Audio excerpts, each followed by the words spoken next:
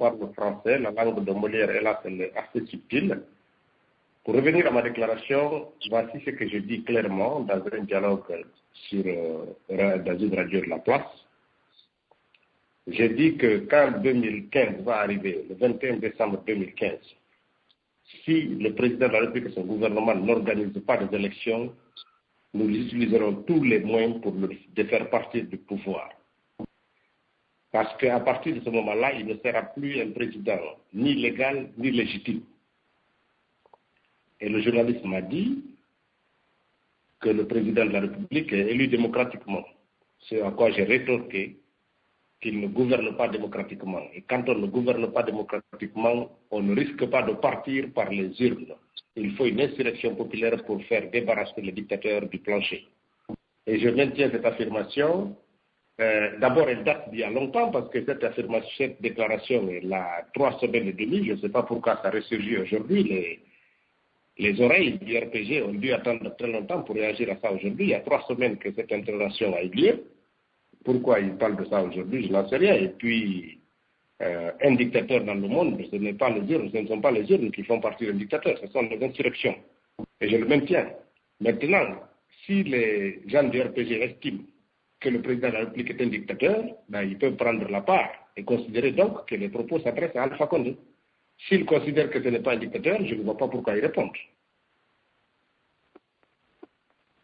Voilà. Ouais. Oui, allez-y, vous avez une question pour lui, allez-y, on peut mettre à... Moi, je me dis que donc un député responsable dans en tout cas une nation qui se veut démocratique, qui est en train de construire les institutions, d'ailleurs parmi lesquelles l'honorable lui-même participe, je crois que est-ce qu'il n'est pas parti trop vite en besogne pour parler du 21 décembre 2010, 2015, qui n'est pas encore arrivé. Il nous reste encore un an. Et qu'est-ce qu'il explique à M. Diallo donc que nous sommes dans une république finalement. D'ailleurs, je crois que c'est une insulte à lui-même parce que si lui-même est député de la République, il se permet de considérer ce pays comme, ou en tout cas cet État finalement comme un État et dans lequel il n'a absolument aucune confiance à quoi que ce soit. Et moi, franchement, c'est cet état de fait d'ailleurs qui m'écoeure parce que jusqu'à présent, je crois que tout se passe normalement et tout est sous la trajectoire. C'est au Sénégal que les élections communales ont été ramenées au calendrier grec, mais je ne vois pas les députés sénégalais dénigrer leur propre État et amener une insurrection dans cet État et en prévision de futures échéances. Moi, je ne vois vraiment pas aller trop vite en besogne et faire des menaces. D'ailleurs, c'est un contraste que je vois avec le discours de Elhadji Cellou Dalein. Je peux vous dire, M. Keita, d'abord, il faut que vous soyez calme et que vous compreniez que dans le français, quand on utilise un certain nombre de conjonctions de coordination comme le si, c'est pour nous permettre de nous projeter dans l'avenir, dans le futur. On ne vit pas qu'avec le présent. Un homme politique, c'est quelqu'un qui prévoit, c'est quelqu'un qui anticipe, c'est quelqu'un qui dit les choses à l'avance.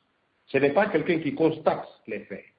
Ce qui me permet de poser donc la question, si le 21 décembre 2015, il n'y a pas d'élection ici, dans ce pays, le président, enfin, ne sera plus président de la République, ni légitime ni légal. Je ne vois pas en quoi cela vous choque. Ce que je dis, c'est la vérité. Maintenant, attendez. La deuxième chose, nous ne disons pas qu'il faut des élections législatives, communales et communautaires immédiatement. Nous disons d'abord qu'il faut dialoguer.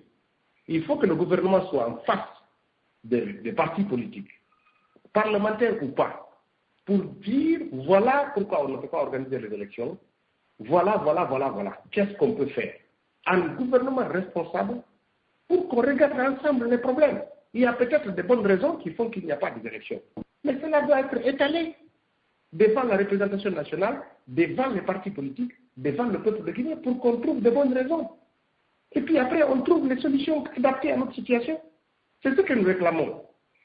Vous constaterez que le gouvernement refuse de faire le dialogue. On nous joue là, à aller dialoguer au Parlement, comme si le Parlement c'est un lieu de dialogue. Un Parlement c'est un lieu pour voter des lois. C'est pour débattre et voter des lois. Ce n'est pas un lieu de dialogue. Parce qu'il y a beaucoup de partis prenants dans l'élection qui ne sont pas au Parlement. Vous comprenez? Donc, ce que nous cherchons à l'État, ce n'est pas qu'on nous dise les élections de demain. C'est qu'on nous explique les difficultés qui font qu'on ne peut pas avoir nos élections à temps. Et qu'ensemble, on prenne les dispositions nécessaires pour que les élections puissent être organisées dans les meilleures conditions. En l'État, c'est ce que l'opposition réclame. M. Keita. Oui, mais je suis désolé, honorable, quand vous dites que l'Assemblée n'est pas le lieu de dialogue, franchement, je suis sidéré par cette déclaration. Parce que l'Assemblée, c'est le lieu de dialogue par excellence politique dans tous les pays démocratiques au monde. Ici, aux États-Unis, c'est le lieu de tous les dialogues. Mais au-delà de cela,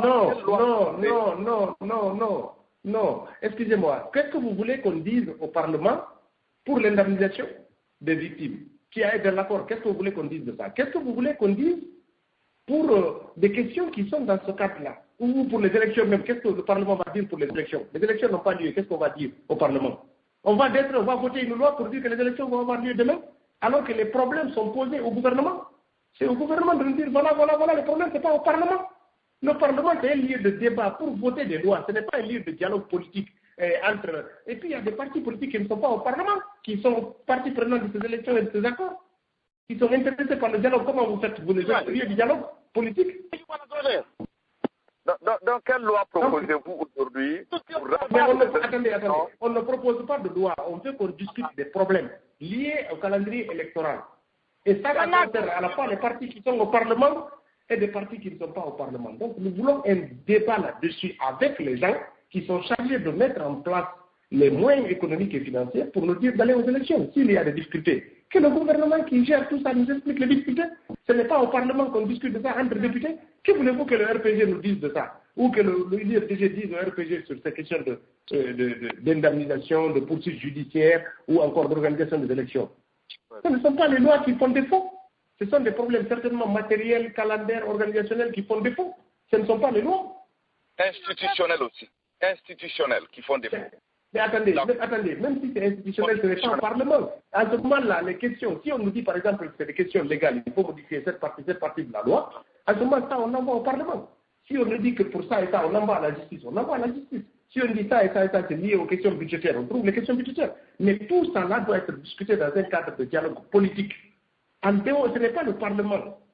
Il faut qu'on ne fasse pas l'amalgame. Ça ne veut pas dire que le Parlement, ce n'est pas un lieu démocratique où on peut discuter. Non, mais quand vous avez des questions politiques, ce n'est pas le Parlement. C'est pour ça que si vous regardez la Constitution guinéenne, dans l'article 58, il est indiqué que le Premier ministre est le responsable et garant du dialogue social et des accords entre les partis politiques et le gouvernement. Le Premier ministre n'est pas le président de l'Assemblée nationale, n'est pas député. Donc c'est pour cela qu'on a créé un cadre pour ça et c'est en dehors du Parlement. Pourquoi c'est difficile de réunir les membres du gouvernement et les partis politiques pour dire voilà la situation? Est-ce que ça c'est compliqué dans un pays normal? Pourquoi ça a été difficile de créer une cour constitutionnelle en Guinée depuis des années? Vous êtes posé la Cour constitutionnelle, attendez, la Cour constitutionnelle est créée par la Constitution. Elle est créée. Ce qui reste là, c'est de promulguer. Les articles même concernant la Cour constitutionnelle ont été votés par le CNT. La loi organique sur la Cour constitutionnelle a été votée. Il ne reste plus que la promulguer. Demandez au président de la République pourquoi il ne la promulgue pas. Je ne dis pas que c'est impossible de faire ça. Demandez. Pardon? Depuis 2008, pourquoi on n'en aura pas? Depuis la mort de Général Sarkozy. Écoutez-moi, la Cour constitutionnelle, c'est une émanation de la Constitution de 2010. Elle n'existe pas en 2008. C'était la Cour suprême. Donc, on a créé la Cour constitutionnelle en 2010. Et donc, le CNT a voté la loi organique concernant la Cour constitutionnelle. Aujourd'hui, elle n'attend plus que la promulgation du président de la République. Demandez-le pourquoi ce n'est pas fait. Ne me demandez pas pourquoi ce n'était pas le cas de notre Constitution. D'accord. Merci, M. Ça vient. Est-ce que l'honorable a une liaison quelconque avec Eli Kamano? Il y a une relation entre eux? Oui, nous sommes tous des Guinéens qui sont écœurés de ce système et qui sont écœurés du mode de gouvernance de ce pays. Ah bon? Alors nous exprimons, mais oui, et c'est ça le lien fondamental. Le lien fondamental. Ce qui vous lie, vous et moi, ce qui fait ce qui vous lie, vous. Non, je ne parle pas des fonctions. Vous me demandez ce qui nous lie. Ce qui nous lie, c'est que nous sommes tous des Guinéens. Et probablement, nous avons pris conscience en même temps des problèmes politiques qui sont posés à ce pays et de la mauvaise gouvernance qui caractérise et qu'on est en train de dénoncer, chacun à sa manière. Donc, vous confirmez que vous allez travailler en concert? Mais attendez, si Eli Kamano me demande mais c'est avec un très grand plaisir que je me mettrai à sa disposition pour faire en sorte que ce mouvement prospère. Donc voilà. Monsieur Keita, je crois qu'on vous a compris. Hein. Monsieur Alphaba, rapidement, est-ce que vous avez une question pour l'honorable? Voilà, si on n'a pas rapidement. Hein. Alors, honorable, avant de passer du côté des shérifs, alors, une question qui est pratiquement sur les lèvres de tous les Guinéens, hein, c'est par rapport au patrimoine bâti. On a vu le chef d'État il était avec les bagarres. Dans le discours aussi, il a été clair que des gens avaient acheté donc des terrains à vil prix, hein, qui vont certainement rembourser ou bien dédommager au moins ces personnes. Alors, quel est un point de vue hein, par rapport à tout ce qui se passe ces derniers temps en Guinée, par rapport au patrimoine bâti? Bon, d'abord, c'est un faux problème. Vous savez, en Guinée, on a toujours une conception communiste de tout, quoi. L'État est propriétaire, l'État a vendu à perte, tout ça, c'est des conneries. Excusez-moi du terme. Mais dans un pays normal, comme en Côte d'Ivoire, au Sénégal ou ailleurs dans le monde, on attribue des logements et des terrains aux membres du gouvernement et tout ça, ça arrive. Ça fait partie des privilèges que les hauts fonctionnaires de l'État bénéficient à un certain moment de leur vie. En Guinée, ici, oublions les ministres, tous ceux qui ont occupé la cité, les cités publiques. Vous prenez la cité de Stigmadina, de Koléa, la cité de Sangoya, la cité de Matoto et tout ça. Ils ont tous fini par être propriétaires de maisons là. L'État guinéen a donné sa cité. Dans le temps, l'État vous donnait le terrain et le matériel pour construire les bâtiments. Quand en 1995, on a décidé de rentrer dans un système libéral, en créant un code foncier, il était tout normal que l'État vende ou donne ce terrain. Mais c'est celui qui est propriétaire qui vend ou qui donne. En l'occurrence, l'État a décidé de donner des terrains ou de les vendre. Pourquoi quelqu'un peut se dire non, c'est vendu moins cher ou ceci ou cela? Quel est l'intérêt de l'État de vendre plus cher? Il doit héberger, loger, soigner ses propres citoyens. Il faut que les Guinéens sortent de cette démagogie-là. Moi, j'étais au Sénégal la semaine dernière sur la lutte, sur la déclaration du patrimoine. Quand le président Macky Sall est venu faire notre séance d'ouverture, il a été constaté qu'il avait un patrimoine de près de 4 milliards de francs CFA. Essentiellement constitué des terrains qu'il a reçus en tant que ministre, président de l'Assemblée nationale et tout ça, qui sont valorisés aujourd'hui à ce prix. Donc, où est le problème dans ça? Pourquoi les gens se focalisent sur une petite maison qui est là sur le A, et puis il y a toutes les cités de Conakry, là, c'est des cités qui étaient habitées par des fonctionnaires et qui sont aujourd'hui des domaines privés. Pourquoi personne ne parle de ça? Et alors, tous les magasins de Guinée, c'était des magasins de l'État. Il a tout vendu et maintenant ça appartient au privé. Où est le problème? Nous avons changé un régime, nous avons quitté un régime communiste, nous sommes partis vers un régime libéral. Si les gens veulent revenir à un régime communiste, mais non qu'à faire un régime communiste, qu'ils arrêtent de nous emmerder en disant sorte maison et acheter par Cellou, ça c'est par Sidia, ça c'est par ceci. Mais Kiridi Bangoura, il habite dans une maison de l'État. Si le fils de Sékou Touré et toute sa famille habitent dans des maisons de l'État, tous les anciens ministres de Guinée, depuis l'indépendance jusqu'à maintenant, ont occupé des maisons de l'État. L'État était le seul propriétaire de la terre en Guinée jusqu'en 1985. Donc tous ceux qui ont acquis des maisons en Guinée avant 1985 ont occupé des maisons de l'État. Il faut que les gens arrêtent cette... Vraiment, Jacques, ça c'est un sujet vraiment de politique politicienne qui n'a aucun sens. Aucun sens. Alors, et par rapport à... Je vais parler des échauffourées un peu à Mamou, hein. Qu'est-ce que vous savez hein, de ce qui s'est passé là-bas? Et quel objectif que certaines personnes veulent atteindre? On a parlé certainement donc de la mère de certains politiciens. Non, ce n'est pas certains politiciens, c'est une politique poursuivie par le président de la République et son gouvernement et qui est exécutée par ce ministre de l'Habitation du territoire. Celle de créer des divisions dans tout le pays et de faire en sorte que ce pays s'embrasse. Donc, à chaque fois, on réveille des petites querelles historiques qui existent, on attise ça, on crée des associations sectaires et puis on pousse les uns contre les autres. C'est tout. Ça s'est fait en forêt, maintenant c'est ça, Fouta, et puis et ça se fait en Basse-Côte. On a entendu le président de la République dire il y a quelques jours, demander aux Baga, qui sont une petite communauté qui est en Basse-Côte, de ne pas parler Soussou, qui est la langue dominante ici, que tous les gens la parlent ici, que nous tous encore parlons. Il dit ne parlez pas, préservez ainsi votre unité. C'est-à-dire qu'il veut encore créer la division entre les Soussous et les Baga en Basse-Côte. Après qu'il ait tenté de faire ça. Donc voilà, c'est une politique nationale poursuivie et revendiquée par le président de la République et exécutée par son ministre de l'Administration du territoire. Il ne faut pas se cacher derrière les mots. Alors, honorable, votre pays vient de signer plusieurs accords. On a vu donc l'accord de 5 milliards de dollars avec Moudabala. Moudabala, aussi un contrat aussi donc de 20 milliards donc de dollars d'investissement avec Rio Tinto. Hein. Le chef de l'État vous accuse en tant qu'opposant de n'avoir pas du tout apporté un peu votre soutien à son action. Alors, quel est un peu votre point de vue par rapport à tout ça? D'abord, le président de la République ne fait pas de politique pour que l'opposition lui apporte un soutien. Nous, on est là pour le critiquer, pour juger sa politique. Il va aller applaudir. Il a toute la mouvance pour ça.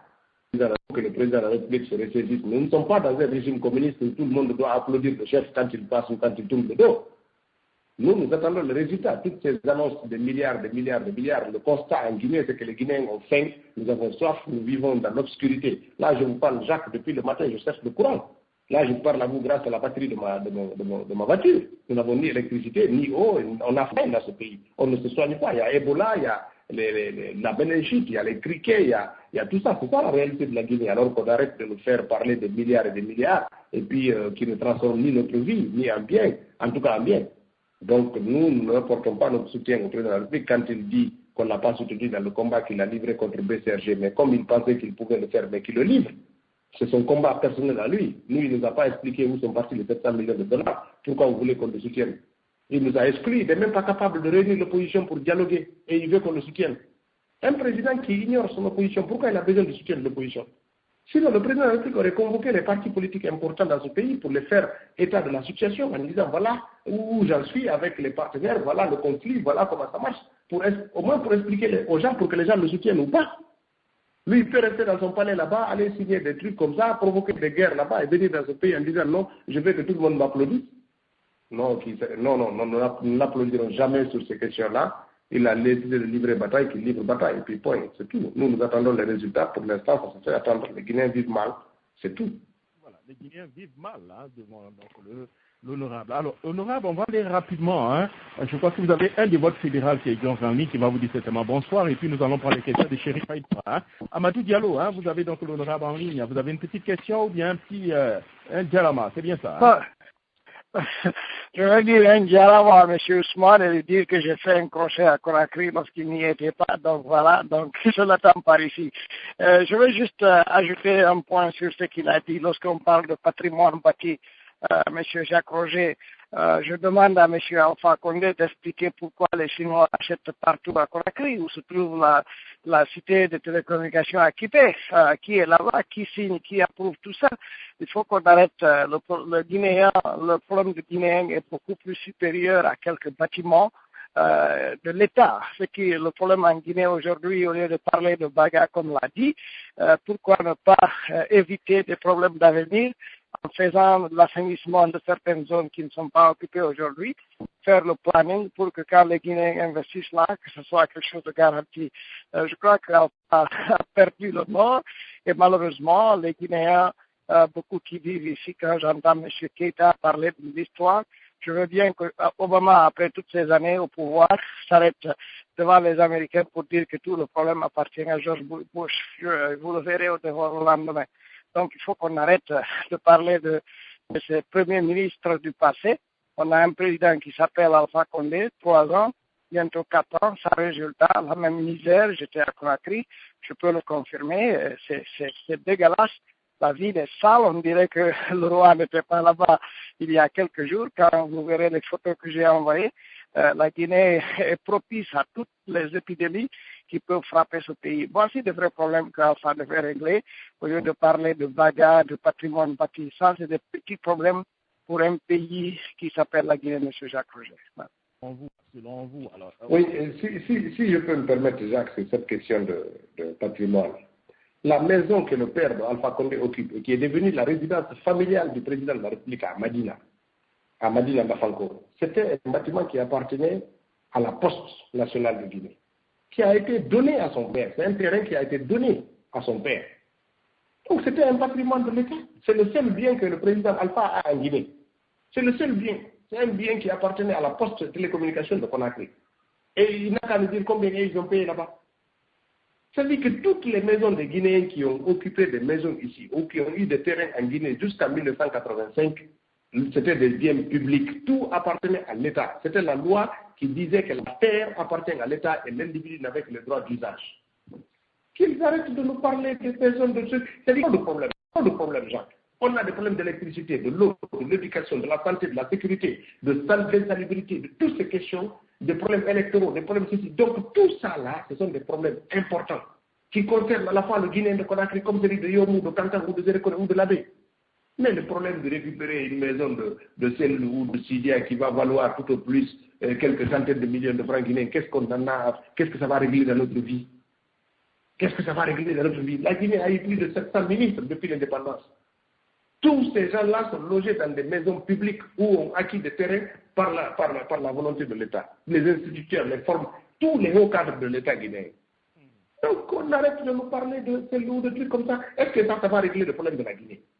Alors, le RPG vraiment est propice à nous distraire. C'est vraiment.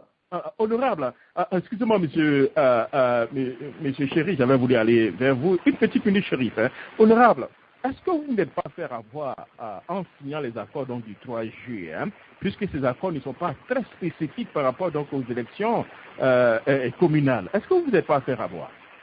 Non, d'abord, les accords sont très spécifiques par rapport aux élections communales. C'est clair, il y a eu un avenant à l'accord qui est signé, qu'on a publié, c'était clair là-dessus. Mais on ne s'est pas fait avoir, Jean. Nous ne sommes pas dans une compétition de dupes là. Nous avons fait de la bonne foi, parce que nous estimons que ce pays mérite que des cadres responsables dialoguent.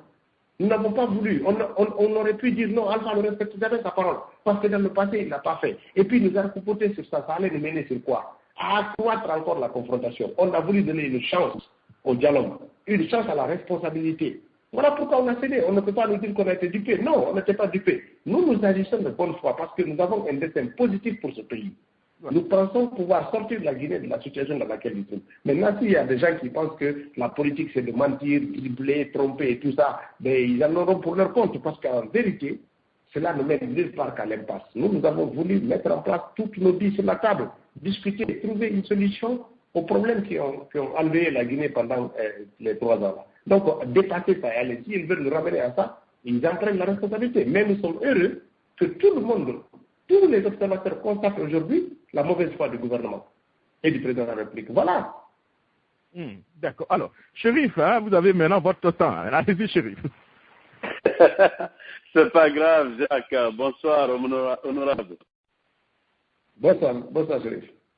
Ouais, ça fait plaisir de vous entendre. Hein. Bon, moi, j'ai un message avant de passer à ma question et je voudrais vous passer un message personnel pour moi à Elhadj Sellou, tout en lui disant que j'étais très heureux de l'écouter aujourd'hui sur les grandes gueules et vraiment je l'encourage à participer souvent à de telles émissions parce que quand il finit de parler, on comprend aisément ce qu'il est en train de dire et c'est plus facile de cerner le message qu'il est en train de passer. Donc, autant il le fera, mieux ce serait effectivement pour lui. Voilà, que lui aussi, qu'il n'a qu'à communiquer plus souvent, et ça va faire beaucoup de bien, car son message aujourd'hui, moi, je l'ai bien perçu. Il a dit beaucoup de choses où j'avais des confusions que j'ai compris aujourd'hui clairement et aisément. Moi, j'ai entendu ailleurs, mais avec beaucoup de passion et de confusion, mais aujourd'hui, j'étais très éclairé. Donc, vraiment, on l'encourage à continuer ce genre de sortie et de parler dans le même calme et dans la même clarté. Donc, ceci dit, je vais passer maintenant à la question. Je voudrais aussi que lui aussi se prête à cet exercice, c'est-à-dire expliquer aux Guinéens la procédure de cession. Je crois que c'est là où se trouve le problème. Le fait que le général Conté ait signé le décret, je ne pense pas qu'il y a une question au niveau de ça. Le fait qu'il a suivi les procédures tout en évaluant à juste le domicile avant de l'acheter, je ne pense pas que cela pose problème. Et d'ailleurs, les papiers en font foi du prêt qu'il a dû contracter auprès de la Société Générale de Banque pour l'achat de sa maison. Mais là où il y a un peu de flou, c'est le fait que est-ce que la maison a été déclassifiée du patrimoine bâti public au patrimoine bâti privé. Pour la simple raison que c'est le patrimoine privé, effectivement, vous l'avez dit, dans tous les pays, l'État peut facilement les vendre, mais le patrimoine public, effectivement, n'est pas vendable sauf si... Chérif, monsieur Chérif. Oui, oui. Monsieur Chérif, il n'y a pas de procédure de déclassification. Il n'y a pas de procédure de déclassification. Il ne faut pas faire la confusion entre privé et privé. L'État décide que ça c'est mon domaine privé, ça c'est mon domaine public. Ça veut dire quoi? Simplement, ça veut dire que là je vais construire des palais, des résidences de chefs d'État, des bureaux, des administrations. C'est ça, le domaine public. Ça c'est des domaines où je vais faire des résidences, des chambres, des maisons où je peux loger les membres du gouvernement. Et puis si je trouve que c'est vétus, je revends. Ce qui est public aujourd'hui peut devenir public demain. Ça ne suit aucune procédure. C'est le président de la République qui décide de ça de façon unilatérale et ça fait partie de prérogatives exclusives. Il n'y a pas, ça se discute même pas en Conseil de ministres ou en Assemblée nationale. Ça n'existe pas. Maintenant, d'accord. Là, on n'a pas de discussion. Hein. Est-ce qu'il y a quelque chose qui est écrit dans ce sens qui peut être mise à la disposition du public? Comme ça, je crois que cette question oui, regardez le code foncier. Et le code foncier, la Guinée s'est dotée en 1985 d'un code foncier. Regardez le code foncier guinéen. C'est là-bas que vous pouvez trouver ça. Avant 1985, on n'avait pas de code foncier, il y avait une loi qui stipulait que la terre appartient à l'État.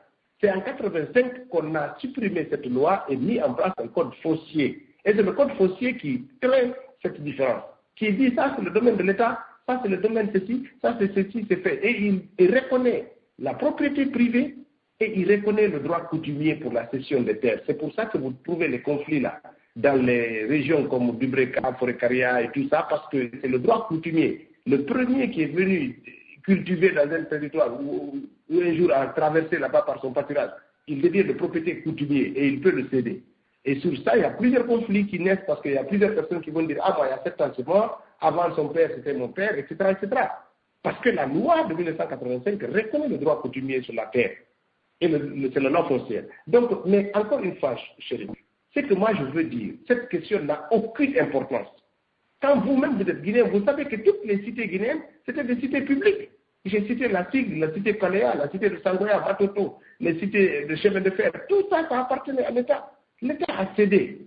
Et a cédé aux occupants. Mais Ousmane, maintenant, puisqu'on est en politique, le problème est devenu plus ou moins politique, vous allez être d'accord avec moi.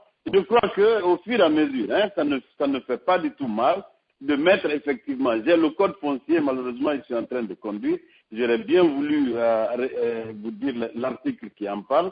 Effectivement, je me suis mis à chercher pour essayer d'éclaircir la lanterne d'abord. C'est que moi je veux dire, qu'est-ce que ça nous perd? Nous avons des problèmes d'économie, de développement, d'agriculture, d'élevage, d'éducation, de santé. Mais qu'est-ce qu'on a à discuter d'un immeuble? Mais monsieur Chérif, nous passons sur des choses qui nous intéressent. Mais si on pense que la n'est pas conforme à la loi, mais que la justice, c'est juste l'affaire qui règle ça là-bas, ça c'est pas mon problème, ça c'est pas votre problème. C'est pas un problème politique. Si on trouve qu'il a fait une distorsion à la loi, il a détourné des choses de trucs, mais c'est un problème de justice. Ça ne nous intéresse pas, c'est pas un problème politique. Honorable, un procès politique se gagne dans l'opinion. Je comprends que si la justice était inclue. Non, je disais que si c'était la justice, il n'y a pas de... Voilà, mais pour l'instant, c'est devenu ça. Donc, c'est dans l'opinion que ça se discute, c'est dans l'opinion que ça se gagne. Le RPG veut faire de ça un problème politique. Mais c'est son problème. Nous, c'est son problème. Depuis le temps qu'on dit, le prédateur a des camions, en ceci et tout. Nous, on ne regarde pas ça. L'UFDG, ce n'est pas ça. L'UFDG a un programme de société, a une vision, a des acteurs politiques pour parler et mettre en application cette politique et cette vision. Moi, je souhaiterais qu'on parle de ça. Qu'on ne parle pas d'une maison de quelqu'un. On va passer 1 heure de temps là. Moi, je suis en Guinée. Vous êtes aux États-Unis. J'aurais souhaité que vous posiez des questions sur les travaux que nous faisons au Parlement, sur les préoccupations que nous avons, sur comment nous réglons les problèmes qui sont les vôtres. Mais au lieu de ça, on perd du temps à parler d'un sujet périphérique qui n'a aucune conséquence, ni sur votre vie, ni sur la mienne. D'accord, c'est noté. Mais de toutes les façons, ce n'est que partie remise. On va discuter de ça personnellement et vous allez voir le raisonnement que je suis en train de suivre. Mais qu'à cela ne tienne, je vais profiter pour vous poser une question.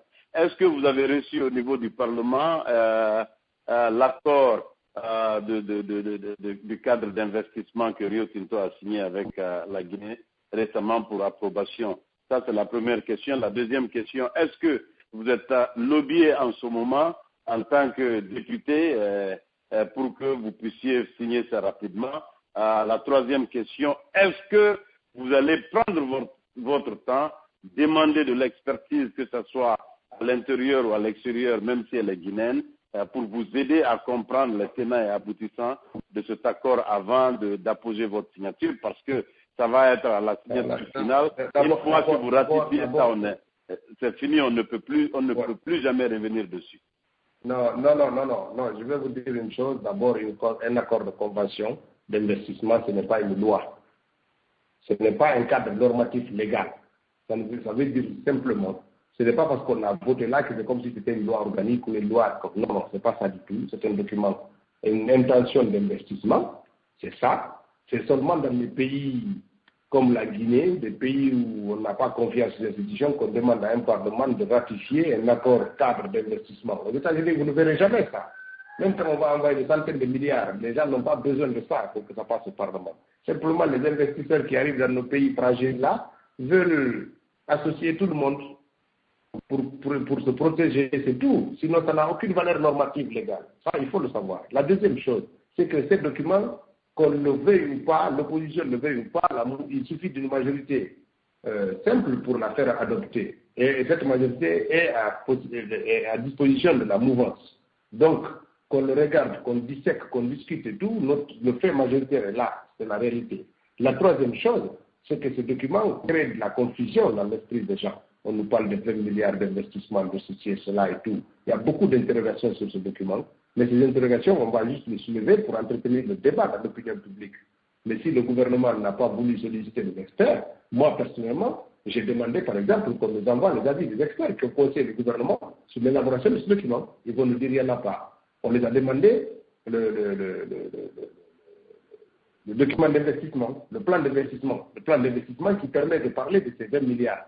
C'est à partir de comment on a fait le business plan pour aboutir à ces résultats-là. Ils vont te dire qu'il n'y a pas encore de business plan. D'ailleurs, c'est indiqué dans le document d'investissement que ce document va être fait après la signature de l'accord. Mais comment on a généré les 20 milliards là? Ce sont des hypothèses qui n'ont aucun sens. Ça ne repose sur rien. Mais c'est là mon inquiétude. C'est là ma question. Même l'étude de faisabilité. Jacques, non, l'étude de faisabilité n'existe pas. Tous ces tas-là, tous ces montants-là, c'est du d'enfumage public pour gagner, je ne sais pas moi, peut-être la confiance de l'opinion pour ce moment-là, mais ça ne repose sur rien. Mais qu'est-ce que vous voulez qu'on fasse? Nous, on ne peut que dénoncer ça dans les médias, c'est ce que nous faisons, et puis à l'Assemblée nationale. Mais la mouvance est alignée comme un seul soldat, ils vont voter, comme Alpha Condé a demandé de voter, ils vont voter dans l'urgence. Sinon, ce n'est pas un document de plus de 600 pages qu'on va nous amener en 2 jours et puis dire au bout de 3 jours de le voter en urgence. Ce n'est pas comme ça. Donc, mais le gouvernement veut faire du tape à l'œil, bon, il fait du tape à l'œil, il fait voter. C'est tout. Mais ce n'est pas un document consistant de certains points. Maintenant, moi, personnellement, je ne suis pas choqué par ça en tant que libéral, parce qu'il n'appartient pas à l'État de faire beaucoup de choses. Aujourd'hui, le fait que le président ait voulu avoir 51% des chemins de fer, tout ça, c'est des visions communistes. Nous aurions dit, aux États-Unis, le gouvernement américain n'est pas propriétaire du chemin de fer ou de ceci ou de cela. Les entreprises viennent, investissent, nous créons un cadre légal et institutionnel favorable à leur établissement, et puis en retour, l'État vit des impôts et des taxes. Et nous développons nos affaires comme ça. Mais bon, il y a d'autres types de prises de position à l'extérieur qui peuvent même hypothéquer l'avenir de cette société, parce qu'il faut que l'État mette la main dans la poche, et l'État n'a pas d'argent. Donc il y a tous ces problèmes-là, mais encore une fois, au moment du débat en plénière, on va soulever toutes ces questions. Mais ce sont des interrogations qui resteront certainement sans suite, tellement la mouvance est décidée à voter ça sans autre forme de discussion. Voilà, merci Chérif. Doyen Lamine Camara. Alors, monsieur Lamine Camara, allô, Jacques Roger, je suis là, Jacques Roger, j'avais mon micro fermé là. Bonsoir Ousmane Gawal et encore bonsoir à tout le monde. Non, Jacques Roger, j'ai une question à poser à Ousmane Gawal. Bon, je suis entièrement d'accord sur tout ce qu'il a dit. Le patrimoine bâti, ces histoires de mines. Je fais partie de la génération qui connaît très bien ce qui appartient à l'État en Guinée. Je l'ai dit tantôt, à partir de 1958 en Guinée, les titres fonciers ont été supprimés par le PDG. L'État ne délivrait que des agréments. Des agréments, quand vous achetez un terrain, on vous donne un agrément au ministère de l'Habitat. Comme ça, ça continuait jusqu'à la réforme foncière après la prise de pouvoir par les militaires. Et pratiquement toute la presqu'île de Kaloum, c'était les Blancs qui étaient là-bas, ou les hauts cadres de l'État. Pendant les indépendances, il y avait très peu de Guinéens qui avaient une villa. Donc tous ceux qui ont eu des villas à partir de 58, quand vous prenez la cité ministérielle, tous ceux qui sont là-bas, ce sont des biens de l'État. On en a discuté déjà ici, donc je suis d'accord. Concernant l'investissement cadre, je suis très curieux, je suis très étonné qu'un Parlement se saisisse d'un cadre d'investissement. Je ne sais pas ce qui se passe en Guinée. Peut-être que Ousmane Gawal peut m'expliquer ça, mais je ne vois pas de convention. Je ne vois pas en quoi le Parlement va siéger ou voter sur ça. Sur quoi? C'est un cadre d'investissement. Quelqu'un vient en Guinée, bon, j'ai envie d'investir tant ici, on signe, c'est fini. Mais en quoi cela regarde le Parlement? Ça, je ne comprends pas. Si c'est peut-être faire encore de la mamaya, ok. Sinon, moi, à la place des députés de l'UFDG, vous amenez ces lois-là au Parlement, on prend nos bagages et puis on sort, ils votent là-bas, puis ça va, parce qu'il ne faut pas rentrer dans cette mamaya, il ne faut pas qu'on accepte à l'UFDG de rentrer dans cette mamaya qui s'organise tous les jours par le gouvernement de Guinée. Et on a installé un parlement. Le parlement, finalement, on a l'impression que c'est un café ou un maquis, où tout se discute là-bas. Voilà. Et Ousmane Gawal, en quoi ça sert aller apporter convention de cadre d'investissement, je dis un cadre d'investissement au Parlement. Merci bien. Oui, M. Kamara, merci beaucoup. En fait, la question ici, les multinationales qui investissent dans les pays africains, ça a commencé avec les pays arabes, dans le monde pétrolier, là. Ils ont envie de pérenniser leur investissement. Alors, ils engagent un peu la représentation nationale pour se prémunir devant quand il y a des conflits d'expropriation avec le changement de régime courant qu'il y a dans le pays, pour qu'ils puissent bénéficier de la protection aussi du tribunal de commerce, là. Dans le cadre de leur investissement, pour ne pas que l'État arrive après un coup d'État ou n'importe quoi, et puis qu'il dit que tout ce qui a été fait, ça tombe à l'eau et tout. Bon, c'est pour se prémunir ça qu'ils engagent un peu le Parlement à ratifier ça. Sinon, même dans les lois guinéennes, il n'est pas du tout indiqué de voter ça par le Parlement. Mais bon, c'est devenu une habitude dans le monde du business que quand les multinationales investissent à partir d'un certain type d'affaires d'investissement, qu'ils passent par le Parlement. Bon, ça arrive simplement comme ça. C'est une forme de mamaya, comme vous l'avez dit. Maintenant, dans ce document-là, le Parlement guinéen nous a fait voter des choses aussi moins importantes que ça. On a même voté ici un accord,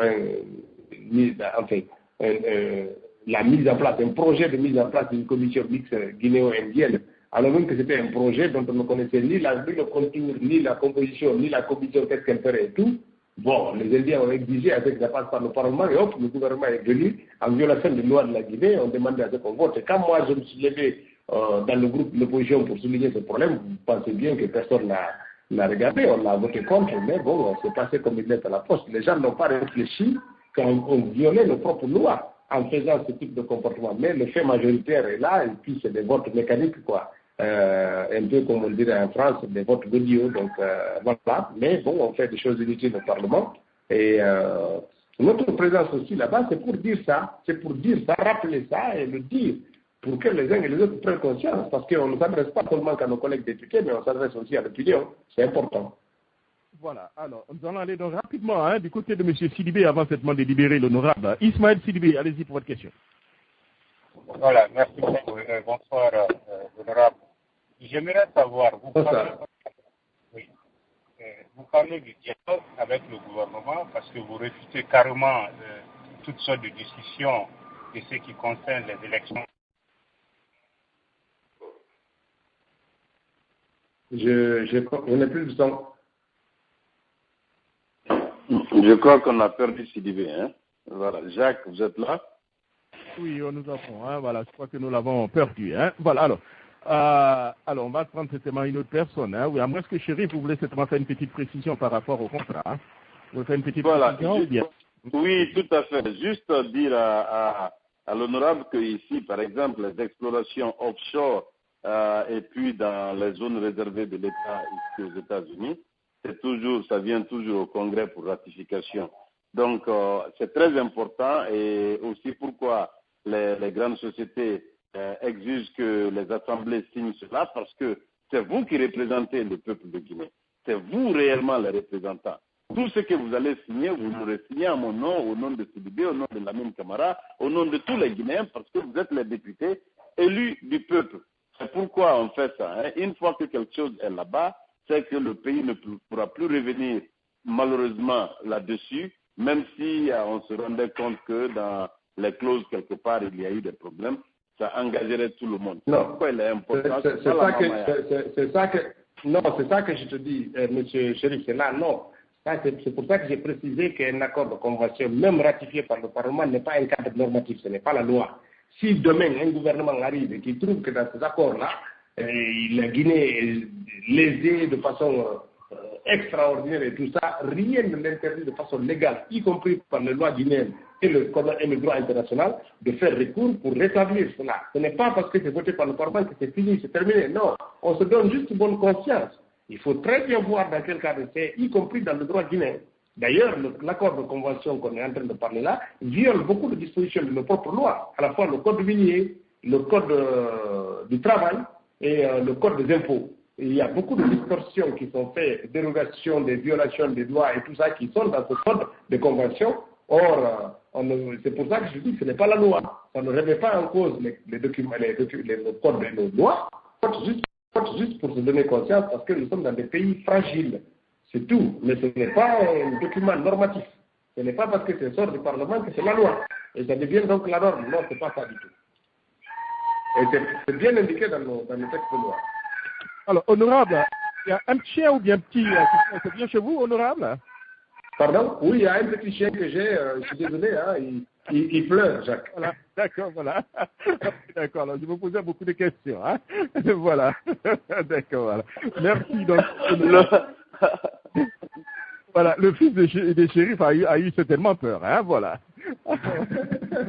D'accord. Alors, Ousmane Ba, allez-y pour la dernière question, nous allons libérer l'honorable. Ousmane Ba. Oui, allez-y, Ousmane. Ok, je remercie beaucoup l'honorable Ousmane Diallo. La question que je vais lui poser, c'est par rapport au discours du président de la République à Kobaya. Parce qu'il pense qu'étant président de la République, il est permis, comme il le dit, il y a des personnes qui sont venues là tromper des autochtones, je dois retirer des terrains pour les rembourser. Parce qu'on connaît l'histoire un peu de ce monsieur qui a toujours dit aux autochtones, parce que quand on parle d'autochtones, on parle des autres. Quand on parle des autres, c'est eux. Donc aujourd'hui, on a des conflits au Fouta. Ils cherchent à créer des conflits en Basse-Guinée, en Haute-Guinée, en Guinée forestière. Je voudrais savoir quelle est votre position et qu'est-ce que vous attendez pour dénoncer cela de façon publique. Parce que quand on parle de la République de Guinée, je pense que toutes les ethnies doivent être inclus au niveau de notre République. Encore une fois, Jacques Roger, merci beaucoup. Voilà, merci. Oui, monsieur Ba, on dénonce ça. Nous l'avons dénoncé ici. Moi-même, je suis monté 2 fois dans les médias ici. Le Pérou est monté. Là, celui l'a dénoncé. Tout le monde dénonce ça. Tous les responsables politiques ici, l'UFR, Baïdi, le président de l'UFR, M. Sidia, tout le monde a dénoncé ces attitudes ici. Le président de la République se rend coupable de violation systématique de notre Constitution. Il refuse de faire ces déclarations de biens. Il préside les séances de son parti de façon hebdomadaire à son séance qui est interdite par la Constitution. Il fait des déclarations de nature ethnocentrique et pour diviser le pays. Il fait des recrutements ciblés, ethniques et tout ça. Il les justifie dans les médias. Il met en place une politique de division systématique dans toutes les régions de la Guinée. Ça a généré des conflits en Guinée forestière. C'est en train de générer des conflits au Fouta. Il prépare les prochains conflits en Basse-Côte. Ça, c'est la politique qu'il mène et qui est exécuté à la lettre par le ministre de la Justice territoriale. Malheureusement, c'est pour ça que je dis que le président ne gouverne pas de façon démocratique. Et à partir de là, il n'y a pas de raison qu'il parte démocratiquement. Il faut une insurrection pour le faire partir. C'est ma déclaration. C'était une conclusion de tous les comportements constatés de violation de la loi, ou par le président de la République, ou par les ministres de son gouvernement. Et malheureusement, quand on s'adresse aux tribunaux, il n'y a personne qui ose lever le doigt. Nous sommes dans cette situation. C'est déplorable, c'est dommage d'avoir un chef d'État dont le seul dessein est de créer la division et la panique dans ce pays. C'est vraiment déplorable. Vraiment déplorable. Monsieur Diallo, Jacques Roger, permettez-moi, je m'excuse. Monsieur Diallo, je vous soutiens dans vos démarches. Est-ce que vous arrivez sur le terrain, parce qu'au niveau de notre pays, il faut expliquer ça de façon très simple, parce qu'il y a beaucoup de personnes qui pensent que nous allons avec la logique de M. Alpha Condé. Quand il est venu dire en Basse-Guinée, ne vendez pas vos terrains au peuple, parce que nous ayons le courage d'utiliser ses propres mots. Est-ce que dans vos réunions, vous expliquez réellement l'impact de ce qu'il dit? Nous expliquons, c'est ce que nous faisons dans les assemblées générales, de façon générale, c'est ce que nous disons, c'est ce que nous expliquons, et puis nous passons systématiquement dans les comités de base. Les dimanches et les samedis, beaucoup de responsables de l'IFDG sont déployés à travers la ville de Conakry et de l'intérieur, parce que nos fédérations reçoivent les messages, pour démultiplier les messages de la direction nationale, et qui font souvent le constat de ces situations-là et qui les expliquent aux populations. C'est très important. Mais rassurez-vous, monsieur, les gens prennent conscience en Guinée. Les gens prennent conscience. Moi, je sais, on le sent ici dans la population. Il y a des choses qu'on faisait ici avant, dans ce pays-là, qui ne peuvent plus marcher. Mais je ne sais pas quand est-ce que les choses vont se déclencher, mais les Guinéens en ont marre. Très sincèrement, c'est quelque chose qui est perceptible dans ce pays. Nous sommes fatigués. Il faut que le président change radicalement sa manière de faire et sa mode de gouvernance pour ce pays. Sinon, je crains pour notre pays. Parce qu'on ne peut plus continuer. Moi, j'ai eu un conflit avec quelqu'un qui m'avait vendu un terrain en 1992 à Forêt-Carrière. Quand je suis parti là, j'ai trouvé que quelqu'un d'autre a construit à côté. Il me dit que lui, il fait partie des demi-frères. Et puis, de toute façon, le Premier ministre est allé là-bas le dire de retirer toutes les terres qu'ils ont vendues aux étrangers. J'étais obligé d'user de la force pour détruire sa maison.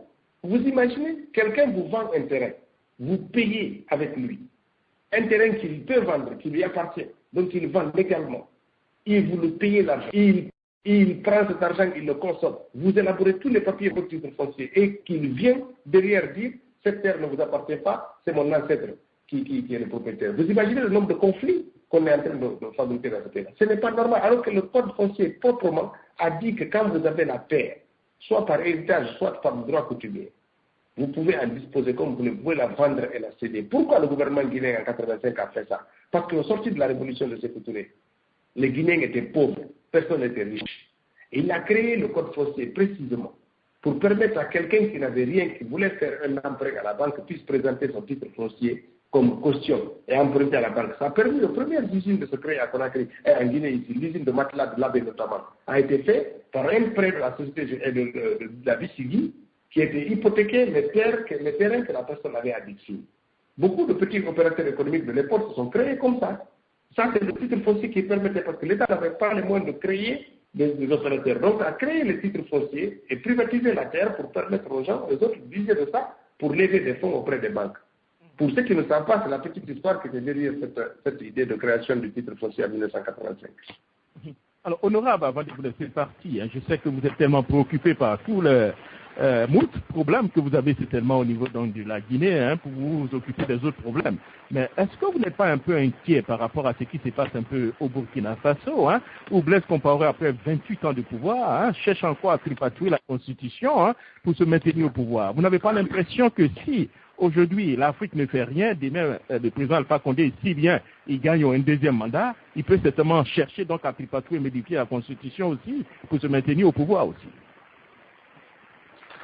Jacques, je souhaiterais que tous les Africains aient ça comme philosophie, qu'ils retiennent définitivement que les dictateurs ne les chassent pas par les yeux, qu'ils s'organisent en insurrection Parce que des présidents comme Blaise Compaoré, vous ne compterez jamais sur les îles pour le faire partir. Il n'y a pas de mécanisme démocratique pour faire chasser un dictateur. Il n'y en a pas.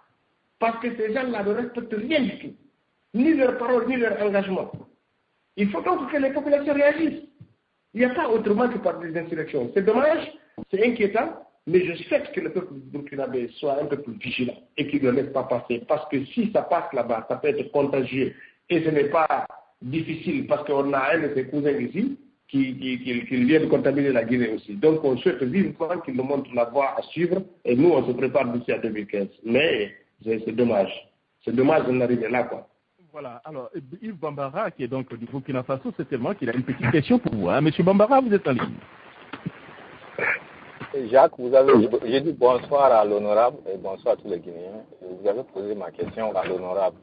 Et ce que j'aimerais demander, est-ce que l'honorable, vous ne pensez pas que l'impact burkinabé, vous l'avez déjà répondu, mais étant donné que le Burkina a assuré la médiation dans votre pays, vous ne pensez pas qu'il puisse contaminer, je ne parle pas en termes de modification de mandat, mais en termes de vision politique pour votre pays et de la sous-région? Merci. Bon, moi, je ne pense même pas que ça a contaminé, parce qu'il faut dire les choses telles qu'elles sont.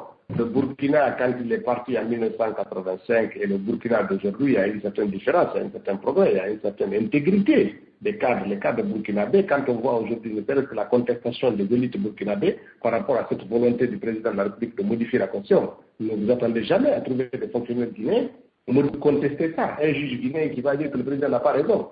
Et je pense qu'on ne sait pas demain le lendemain qu'on peut voir ça en Guinée. Et le Burkina, donc, ne nous a pas contaminé du point de vue là pour nous donner une certaine intégrité intellectuelle, une intégrité morale dans nos actions politiques. Mais j'aurais souhaité d'avoir ne serait-ce que ça.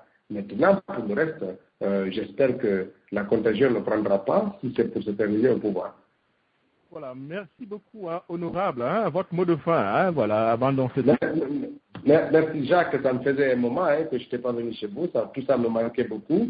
Alors j'ai eu le temps d'aller en Angola, d'aller à des conférences à Dubaï, en Côte d'Ivoire, animer des meetings très importants en Côte d'Ivoire, puis le Sénégal tout récemment où j'ai eu le plaisir de croiser le président Macky Sall, etc.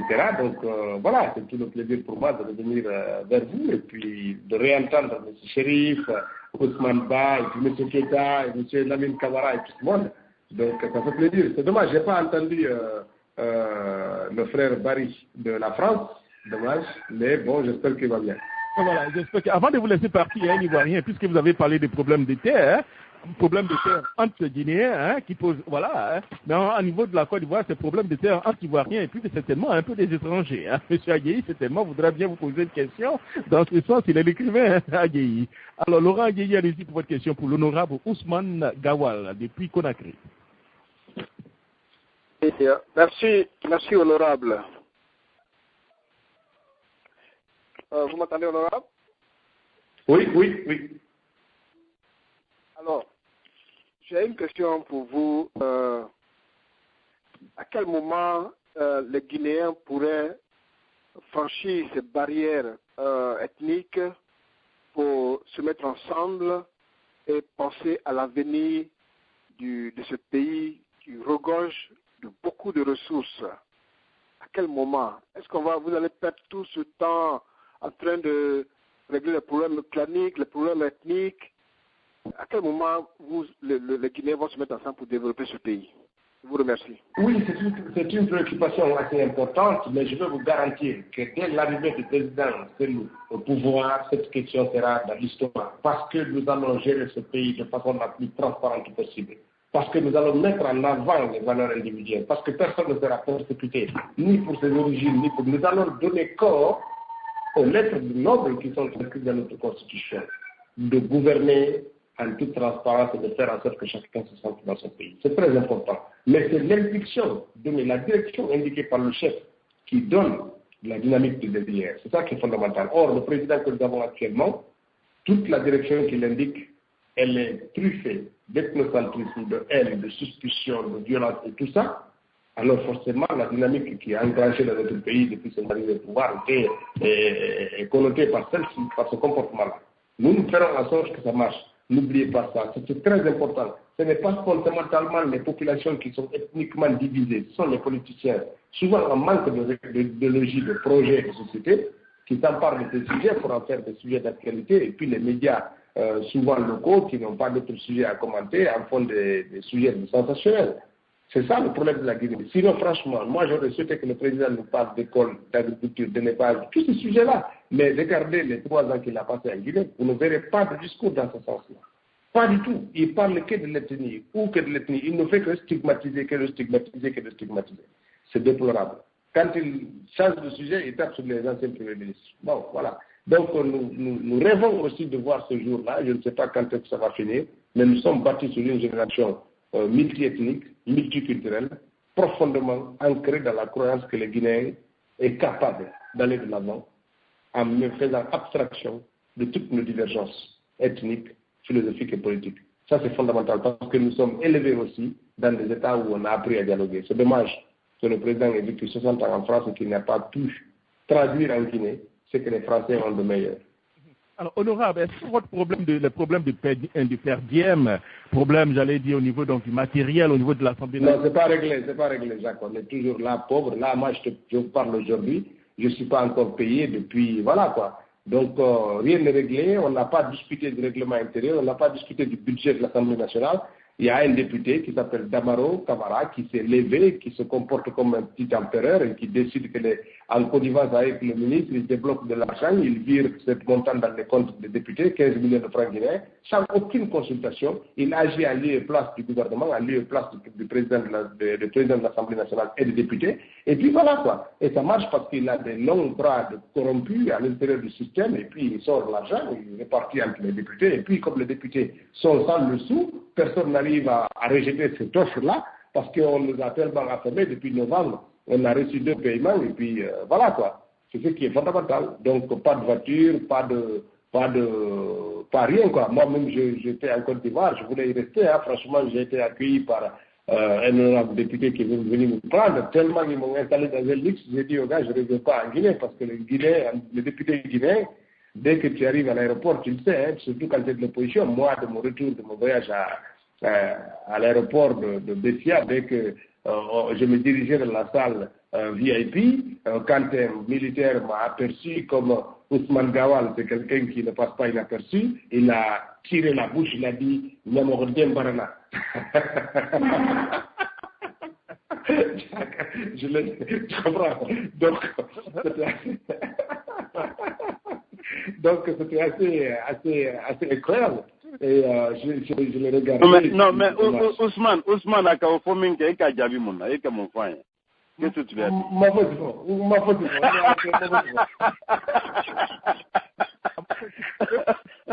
Donc tu comprends, Jacques, il y avait tellement de contrastes, alors que quand même je n'étais pas annoncé dans une délégation, j'étais dans un cadre privé. C'est un ministre d'État qui est venu me chercher chargé de l'intégration, qui m'a logé, changé d'hôtel où j'étais logé. Les députés sont venus vraiment me rendre une visite de courtoisie parce qu'ils ont appris qu'il y avait un député guinéen qui était là, mais il fallait voir le train de vie, quoi, leur voiture et tout. Quand je pense qu'à Conakry, j'ai dû prendre un taxi pour quitter l'aéroport et rentrer chez moi. Voilà, nous sommes dans ces conditions-là, mais quand on affaiblit les institutions, il n'y a pas de manière que d'agir comme ça. Vous voyez, moi j'ai des députés de la mouvance quand on est assis dans les commissions. Quand son téléphone sonne, il ne le prend plus. Il regarde comme ça, il dit « Ah, c'est l'imam qui m'appelle parce qu'il veut son sac de riz. Et on n'est pas encore payé. » Bon, il laisse le téléphone sonner. Et ça agace tout le monde. Mais c'est rigolo, Jacques. Mais c'est comme ça. Nous sommes dans un pays où on n'apporte pas beaucoup d'importance au symbole. Allô, M. Diallo? Oui. Alors, si vous le permettez, Jacques Roger, M. Diallo, vous êtes une personne, au niveau de notre pays, une personne noble. Vous êtes battu pour la Guinée au niveau de la fédération de lutte. En ce temps, personne ne parle de représentation à l'Assemblée nationale. Vous l'avez fait pour honorer ce pays, pour représenter les couleurs nationales au niveau de notre pays. Moi, personnellement, on peut avoir des altercations parce qu'on ne peut pas être d'accord sur toutes vos positions, mais personnellement, je vous soutiens, je vous ai connu. Peut-être il y a beaucoup de personnes qui ne peuvent pas se souvenir de cela. vous avez aimé ce pays. Se battre sur la lutte, par exemple, de sport pour représenter notre pays, il y a beaucoup de personnes qui ne vont pas vous donner des crédits par rapport à cela. Mais vous avez représenté le pays. Continuez à vous battre. Sur le combat que nous menons, il y a beaucoup de personnes qui vont vous traiter de radical, d'extrémiste. Mais quand on parle de la liberté d'un peuple, quelqu'un qui est extrémiste pour instaurer la liberté, je pense que c'est une vertu non seulement nationale ou internationale. Quand on parle de la liberté, on parle de la justice. Quelqu'un qui fait de la modération pour assurer une justice, c'est que tu ne fais pas un bon travail. Encore une fois, je vous dis merci. Je dis merci à Jacques Roger-Chaud. Continuez le combat. Nous avons avoir des entretiens avec vous pour permettre réellement à cette société guinéenne, parce que en Guinée, on a un paradoxe. Quelqu'un qui réclame la liberté, la justice, l'indépendance, on dit non, tu es un extrémiste, tu es un mauvais Guinéen. Nous connaissons là où nous avons appris ces mots. On continue à prononcer. Il y a beaucoup de personnes qui vont nous dire non, c'est lui qui était là, il est mort pendant combien de temps? Mais quand vous détruisez l'esprit, le fondement même de la République, je pense que nous avons un problème. Encore une fois, Jacques Roger, je m'excuse d'avoir interrompu le débat, mais c'est quelque chose qui me tenait à cœur. Et encore une fois, merci beaucoup. Merci beaucoup. Vraiment, bon, c'est important, effectivement, depuis 1985. Je me bats ici, d'abord dans le sport, effectivement, et puis dans le monde universitaire et maintenant. Mais je pense qu'on n'est pas très loin. Il y a beaucoup de jeunes cadres qui comprennent. Dans tous les partis politiques, il y a beaucoup de gens qui vont se révéler. Peut-être au maximum, on en aura encore pour 10 ans de combat, et puis ça sera fini parce que les générations d'indépendance auront complètement quitté la scène politique, et puis celle qui arrive n'a pas peur du débat. Moi, je vais dans les endroits, comme me disaient les plus extrémistes au niveau du RPG, moi je vais discuter avec eux vraiment sans aucun problème. En tant qu'Ankura, à la casse, on discute, on échange, on arrive à convaincre certains, et puis on n'arrive pas à convaincre d'autres, mais voilà, il faut dialoguer, même quand on n'est pas d'accord. Je suis parfaitement à l'aise dans ça. C'est pour ça que je suis très remonté quand je vois le président de la République et son gouvernement refuser le dialogue. Le dialogue, ça ne coûte rien. Ça ne coûte rien. On n'est pas obligé d'être d'accord. On vient, on expose nos points de vue, on recherche les solutions les meilleures pour aller de l'avant. C'est tout. Vraiment. En tout cas, je vous remercie de cette sympathie. Et voilà, merci beaucoup Jacques, merci à M. Chérif et tout ça. Je suis désolé pour ceux qui ne comprenaient pas mon incursion dans la langue maléké. D'accord. Alors, merci beaucoup, donc, honorable, et surtout, portez-vous bien. Au revoir. Merci beaucoup, bonne soirée. Voilà, c'était donc l'honorable Ousmane Gawal, député donc, de la République de Guinée, précisément donc du parti de l'UFDG, qui répondait donc aux questions, à nos questions, et puis aux questions aussi donc, des auditeurs. Alors, il nous reste à peu près 7 petites minutes.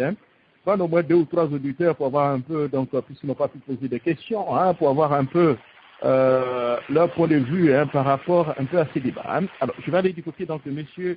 Alpha Joe. Alpha Joe, vous êtes là, allez-y.